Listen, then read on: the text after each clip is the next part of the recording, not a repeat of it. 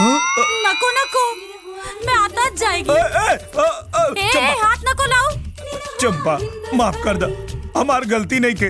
वो हम सपना में सोना के लगे चल गए रनिया। बरं बरं, खूप चांगला।